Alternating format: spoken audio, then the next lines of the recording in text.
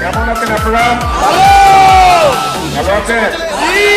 আপনাদেরকে আরো ভালো লাগবে। বিভাগের মানুষকে আমরা আরো ভালো রাখতে চাই। থাকবেন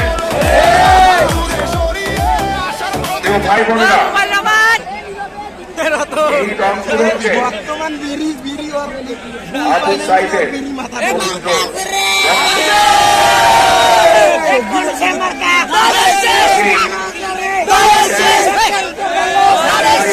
দেখেছি, সেইটা কখনো বৃথা যেতে পারে না।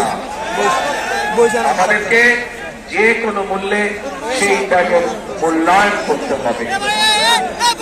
কিন্তু কিভাবে আমরা আবু সাইদের 1400 ব্যক্তি শহীদ হয়েছে, 1400 ব্যক্তিকে হত্যা করা হয়েছে, এই মানুষগুলোর রাজনৈতিক অধিকার এবং অর্থনৈতিক অধিকার প্রতিষ্ঠিত হবে, যার জন্য আবু সাইদ সহ আরো হাজারো মানুষ জীবন উৎসর্গ করে গিয়েছে।